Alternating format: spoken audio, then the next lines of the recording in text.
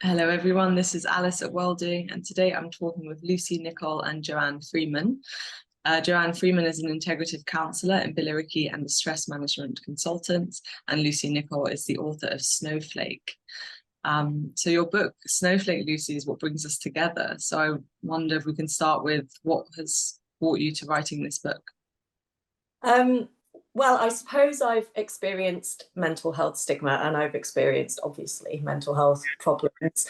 And I realised that when I was working for a charity and working with people with mental health problems and encouraging them to share their stories. And then I realised that, oh, well, I've actually got a story there as well. Maybe I should be sharing mine.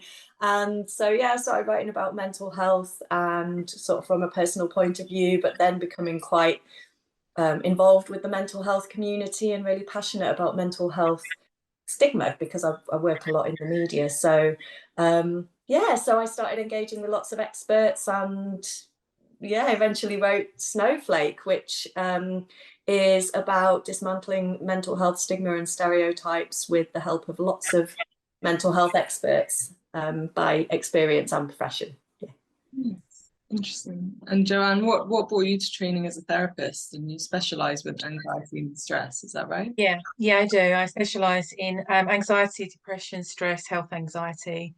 I first became interested in becoming a therapist in my 20s because I started seeing a therapist myself because I had a series of events in my late teens into my early 20s, which caused me to have a breakdown. I was with a psychiatrist and I was very young.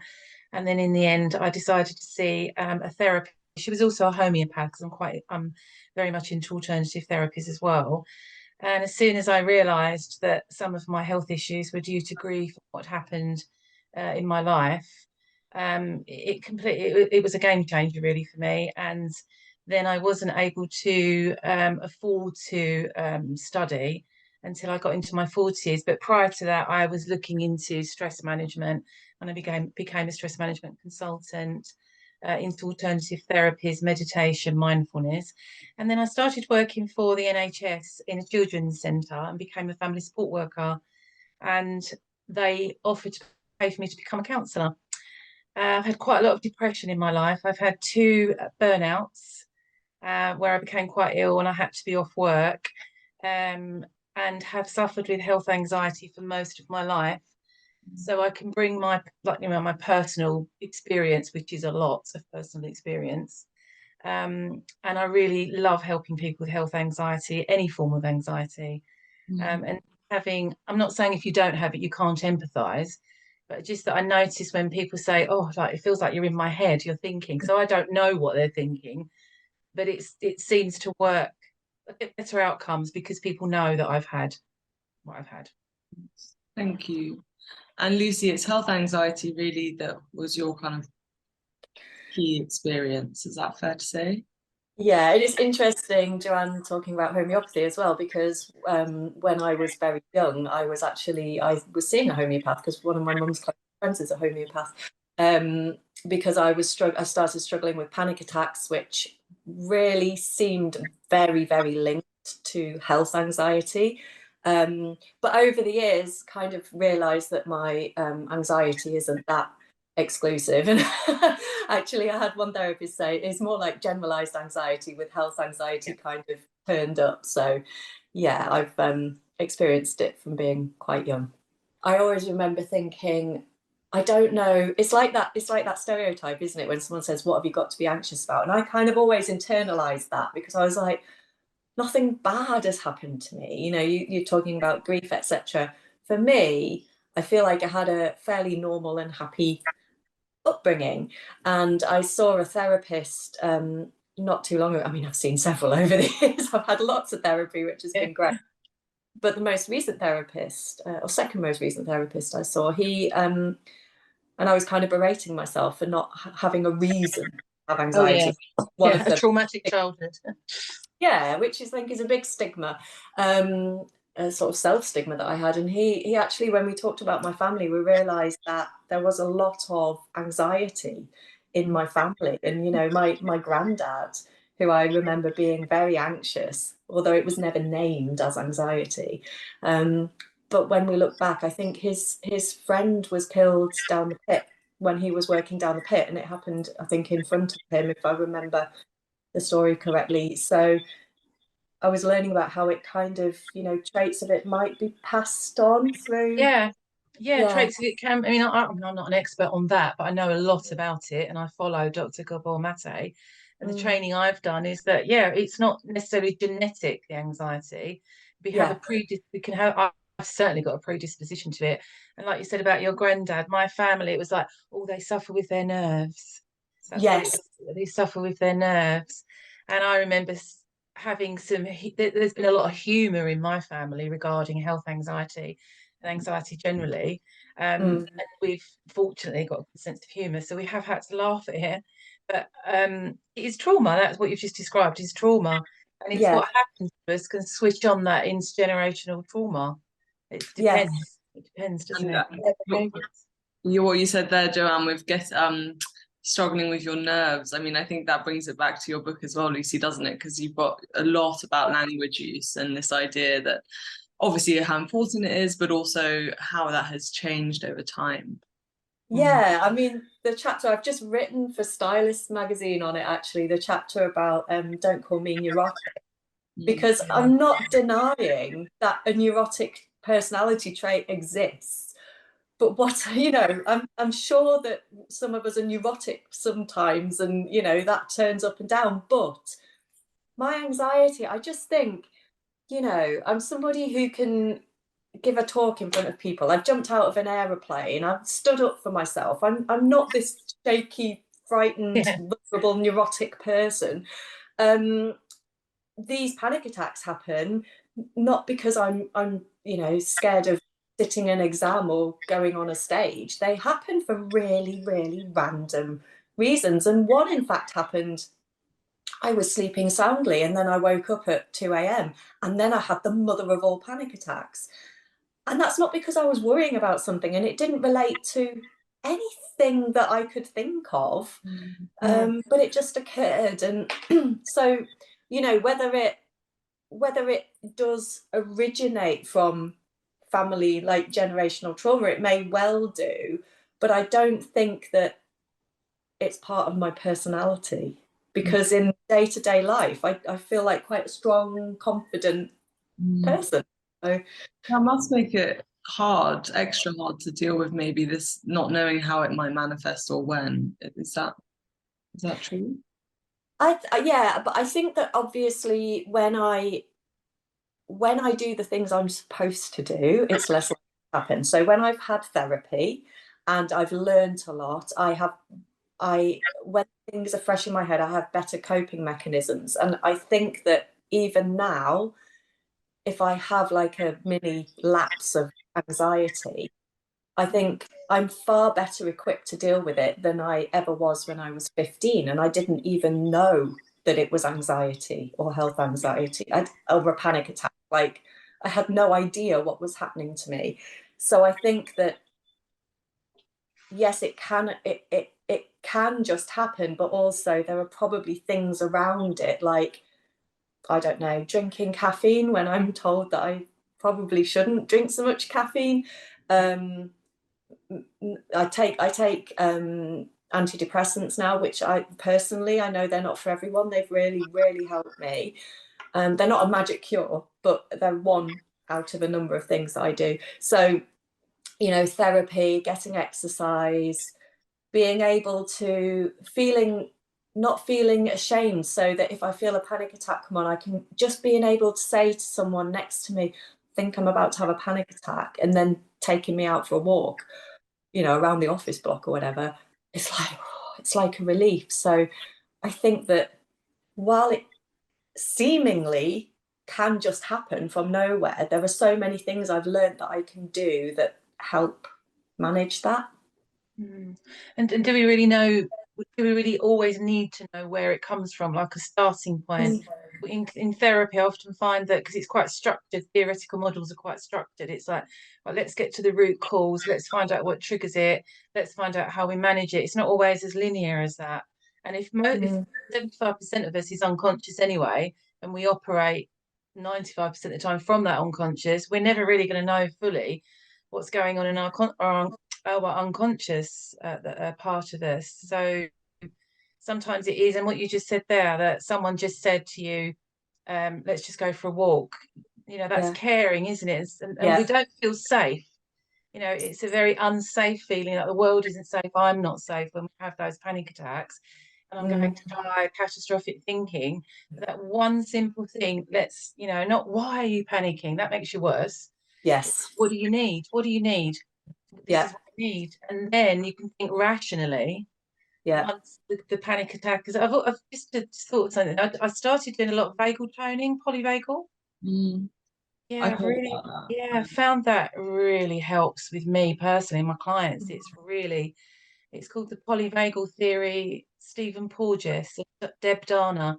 It's something I would really recommend that you look at.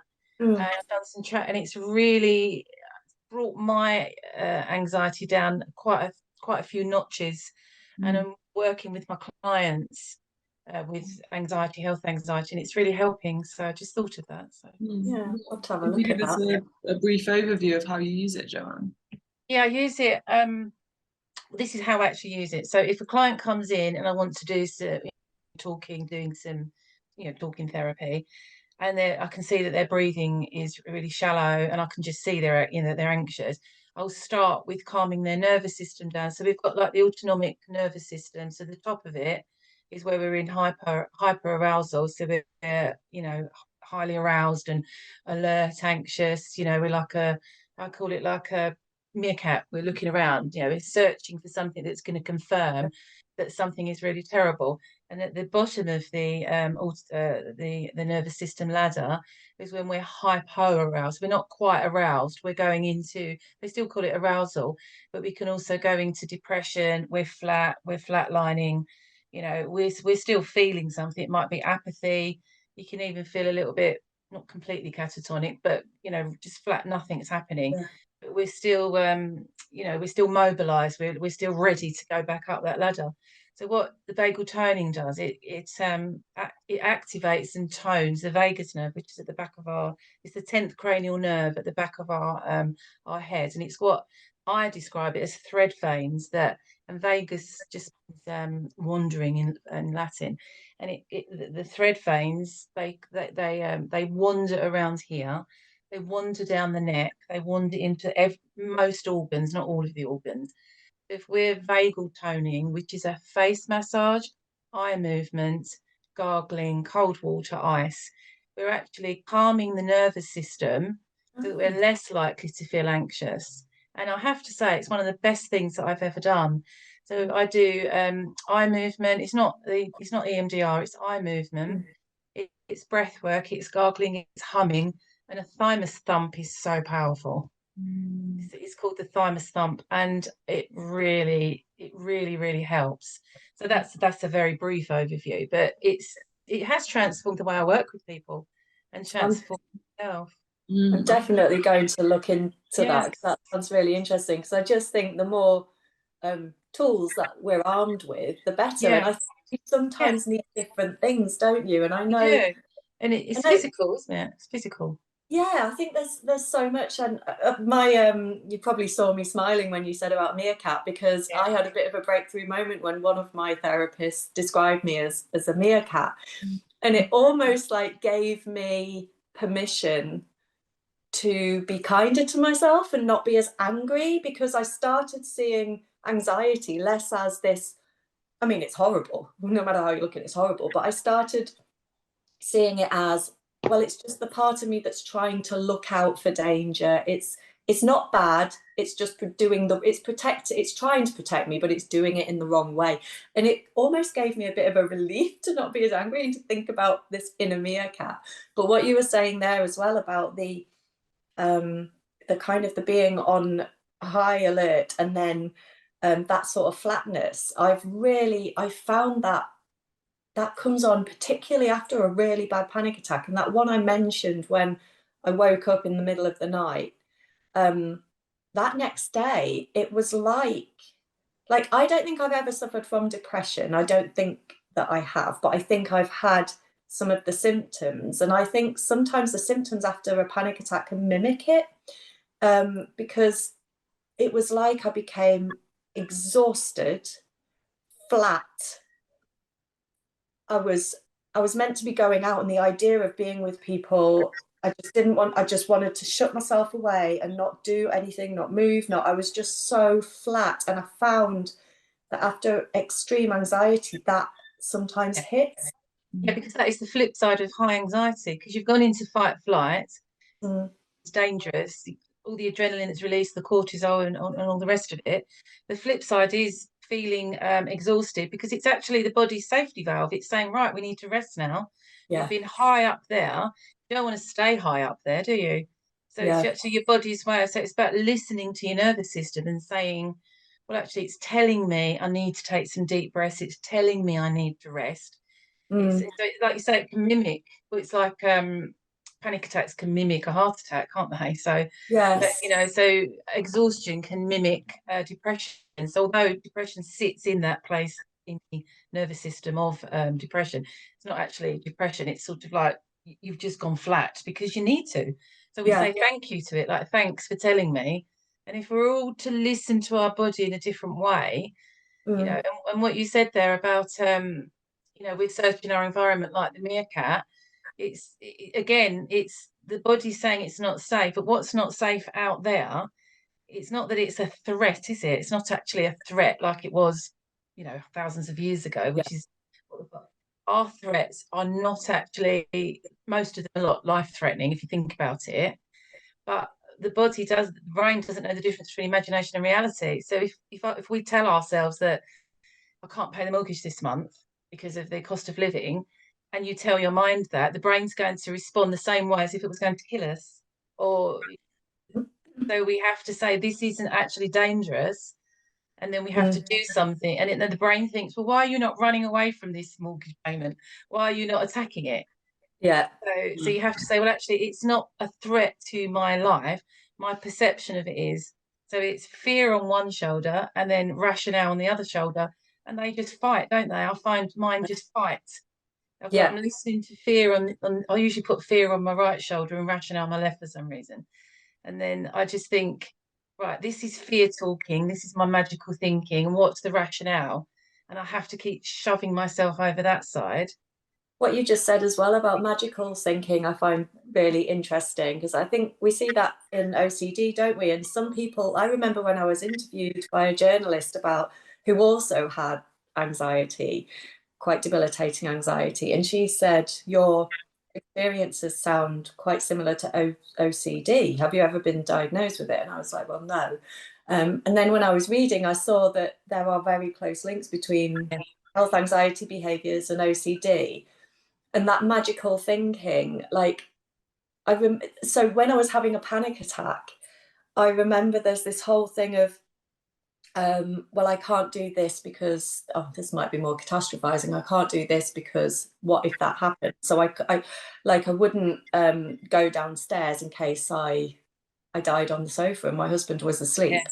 But also things like, I can't get excited about this because if I get too excited about it, I might get an illness. So I remember a publisher once reading my book. So this was before I was published. And I felt quite excited. And then I just thought, I can't be, because if it was like this darkness came over me, this dread of, if she decides to commission your book, you're going to have bowel cancer. Yeah. I don't. Where bizarre, does that? isn't it? Yeah, it's bizarre. It's superstition, isn't it? It actually is that's like superstition, isn't it?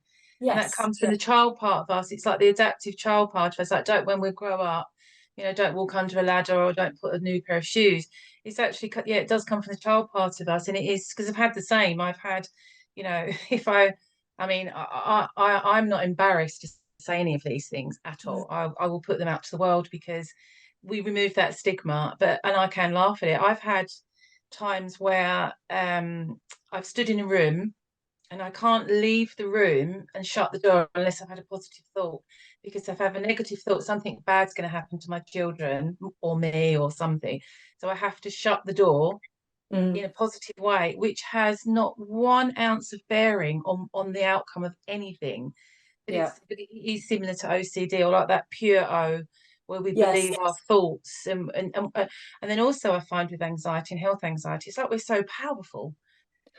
We're full of power, we're full of knowledge. We know more than the doctors. Yes. We know far more than the doctors. They've studied for 7 years, but we know so much more. It used to be called, call it hypochondria, and there is something that I can make myself feel better by reminding myself that I can laugh about it to myself, and it's like I say in the book, I think that whole just a hypochondriac thing is so dangerous, because you do have something wrong with you. You just don't know what it is. You're not, the doctor needs to tell you that it's anxiety, and that is a problem. It might not be the cancer that you think you've got. It might not be, usually it's cancer for me, or it might, I've thought I've had AIDS. There's so many things. I can really relate to you, because I've had all those. I've had every disease under the sun. Yeah. Meningitis is one I've been paying twice for. But yeah, so you're going with these concerns, and to be dismissed as it's just a hypochondriac, I think is a bad thing. But to be reassured that actually the thing you're presenting with is nothing to worry about, but you are showing signs of extreme anxiety, and there are ways you can manage that, and you can get help for that, is, I think, really validating. It is, and anxiety, if you think about it, it's not life-threatening, but it can lead to, not terminal. It can lead to issues with your body. It can lead to depression. It can lead to feeling suicidal. So yes, it's not immediately life-threatening. But if you think with anxiety, whatever it is, health anxiety, we can't get away from it because our bodies are where we experience the health. Yes. We can't get away. If you're scared of oranges or something, you don't have to walk past them in Sainsbury's. Or if you've got a phobia about buttons, which people do have, you don't have to have buttons on your clothes. But we live in our bodies, and our bodies are busy machines. They're noisy. They're always forever changing. From the minute you're in the womb, your body is changing all the time. And we are noisy machines, aren't we? We're busy machines. But we experience anxiety in our physical body, and we release cortisol, don't we, and adrenaline. So it is physical, it is pathological, it is biological.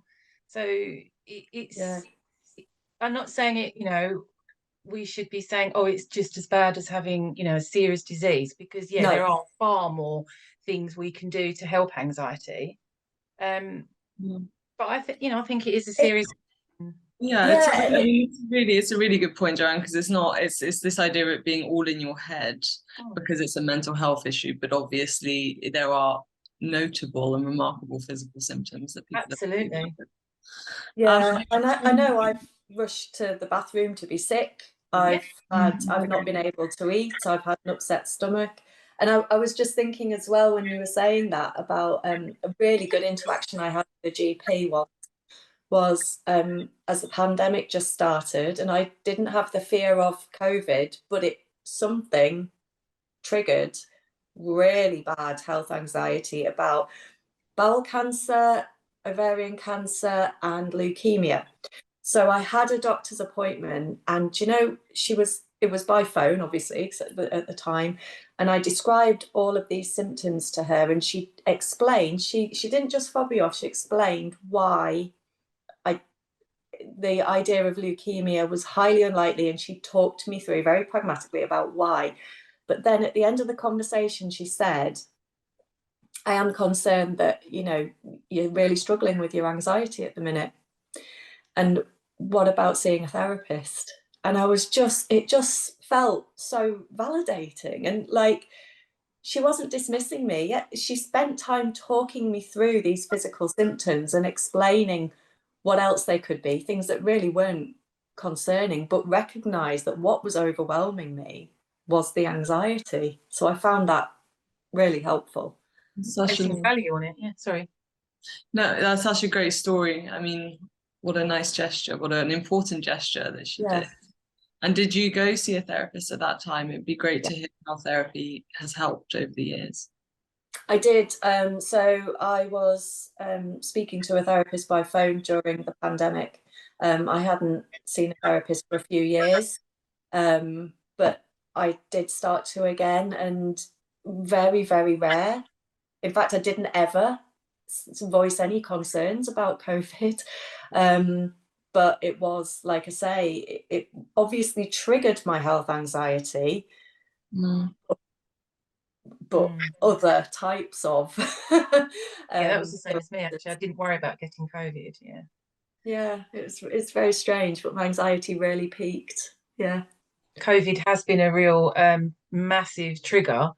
For people with health anxiety. And I think it's not just, I'm finding at the moment with the state the NHS is in, and these the strikes that are happening with the nurses, it's making people feel worse because they think, oh my God, if I get into hospital, what's going to happen to me? And I was talking to my daughter, because my daughter's got it, but not quite as bad as me. I've got identical twins, and one of them's got it mildly, the other one's got it far more like me, which does prove the nature. No, it doesn't prove it. It can bring up a conversation about the nature nurture concept if they're identical.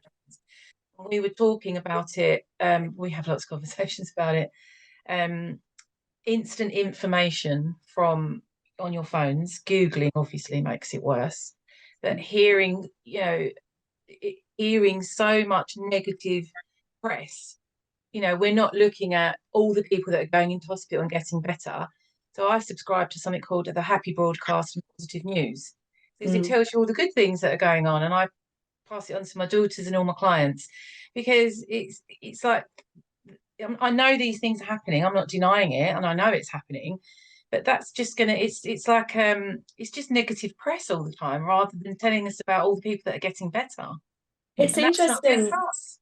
Yeah, I think it's really interesting that you've said that, because I think about, when I hear about the impact that say weight loss campaigns can have on people with eating disorders, for example, and I totally empathize with them, because yes, some people it is helpful to lose weight, and how can we communicate that safely? And I feel the same about, as somebody with health anxiety, because my very, very first panic attack in the 90s was directly linked to the pill scare. And that's mine, yeah. Right. And I feel like I've followed a similar path to you. It was about 92 or 3 maybe. I was on Femidine. It was all over the news. I didn't realize that I was absorbing it all so much, but I found a little spot on my arm, which is not in any way a symptom of DVT, but it triggered the biggest panic attack I've still ever had, I think. Brought me literally to my knees when I was trying to get to the payphone to ring my mum, because I was so frightened. Convinced I had DVT. I didn't. I had health anxiety that had just been triggered for the most prominent time to that point. But it was similar to driving home from work and seeing a public health campaign on the back of a bus about, it was a charity, I can't remember what it was called, but it was about throat cancer. And I really absorbed all of that as well. And for a long time, in fact, my throat has been a source of, I couldn't swallow properly. I had, just coming up with all these ideas that are based on... It feels like you've got a lump in your throat, doesn't it? And you feel like you can't swallow. That's have you heard of globus hystericus? Of course I have, because I Googled all the... Yeah. I was Googling everything. And loads of people get that. Yeah, lots of people get that. Yeah, it's energy. It's energy building in that area, isn't it? Yeah. From the stress, and it goes. There's also some. You were saying something there about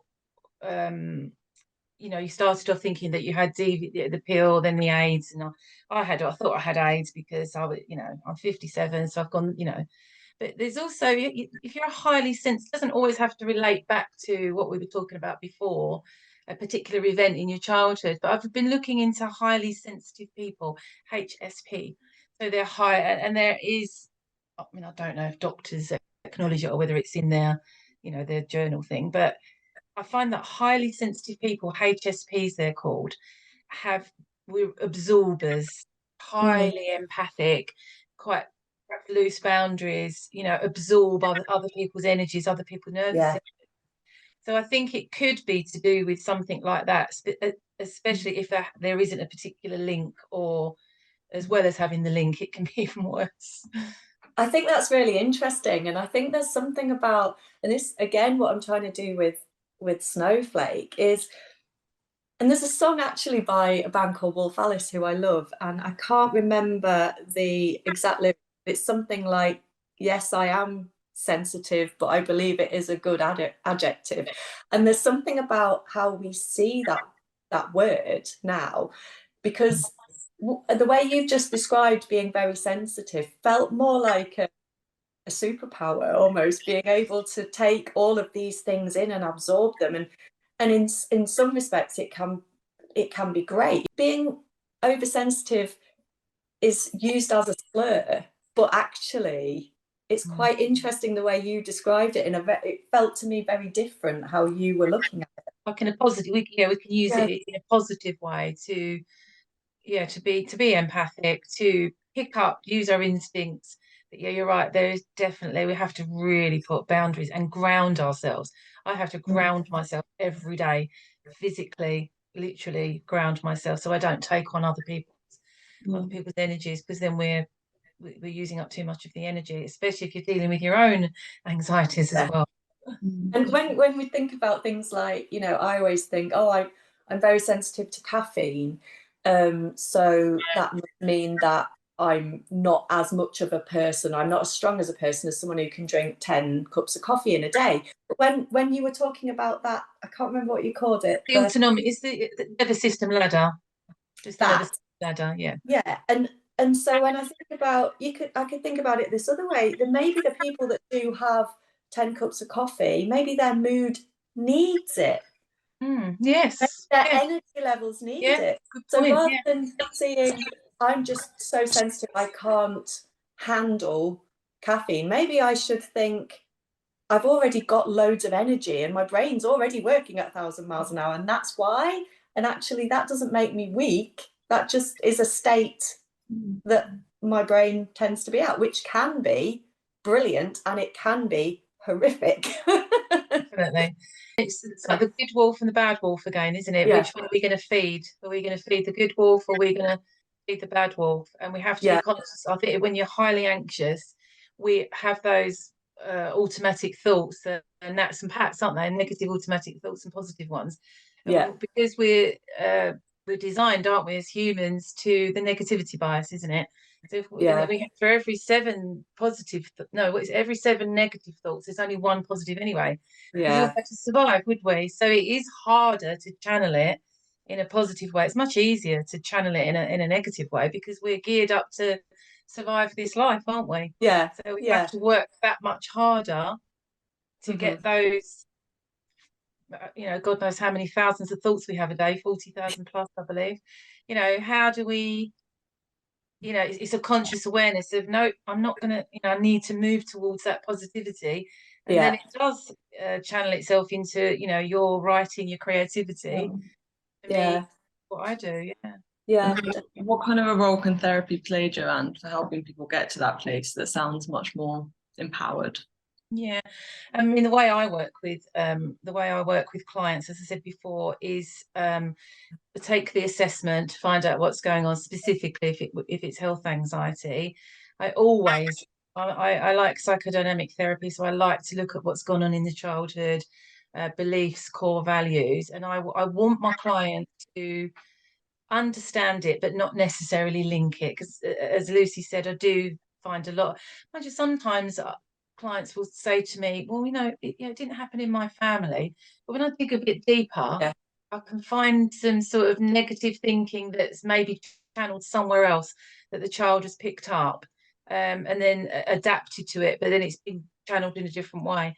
So I tend to use my model is like a triangle. I look at the here and now, which is our therapy, our relationship, what's going on, because I find relational therapy far better than anything else. And then, you know, the other part of the triangle, it's like what went on there. So that's the there and then the past. And then equally as important, the other part of the triangle is the tools I'm going to help them with. The tools are, you know, crucial. We have to use them. I use some CBT, some mindfulness, the vagal toning.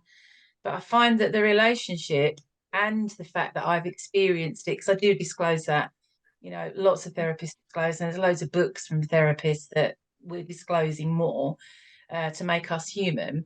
And I find that my relationship with them is what really helps them to move forward. And I bring laughter into it. But the therapy is for them to, and I also call it a corrective emotional experience. If they've been involved in a family, or historically or currently, that haven't understood the fears and the anxieties, if I can correct that emotional experience, then they've got a bit of safety there. You know, they can translate that and say, well, actually, I want to mix with people who are going to understand me.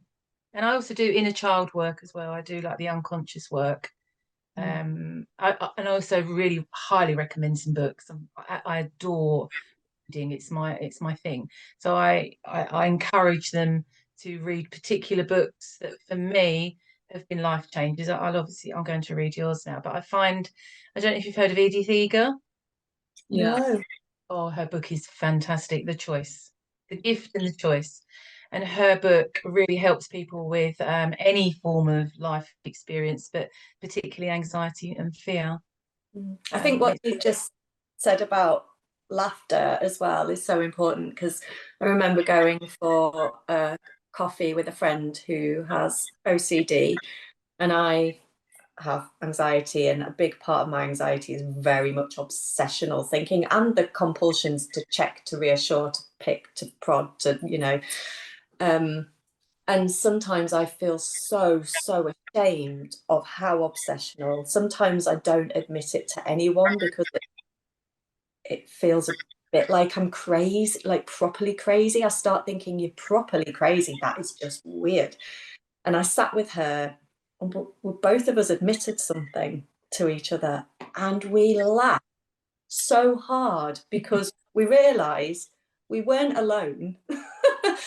Other people who have these problems experience these obsessions. We're not alone. And actually being in a safe place with somebody who we could trust because we had empathy for each other, we could stand back from it for a second and just have a giggle about it. And it was like diffuse it. I have clients say to me, I'm looking at my chair there, sorry, because that's where they sit, because I'm in my counselling room, and I can see they're a bit reticent about saying, oh, I'm going to say something that you're going to think is really wild. And I say to them, look, I really don't think that's going to happen, because I've either heard it before from somebody else or it's gone in my own mind. And I can honestly say I can't think off the top of my head of something that's been said to me that I haven't either thought myself or I've heard somebody else say it. One of my friends, myself, my mum, my children. And it's a relief for them. They'll say, oh, I'm not mad then. I say, well, if you're mad, then I'm mad. Let's be mad together. Thank you so much, both. We've come to time, but that flew by. Thank you for sharing everything that you did. Welcome. It was enjoyable. It was great. Thank you. I could have carried on for hours. I know. For hours talking about it. So much more to be said. Thank you so much, both. Bye-bye. You're very welcome. Thank you. Bye-bye. Bye.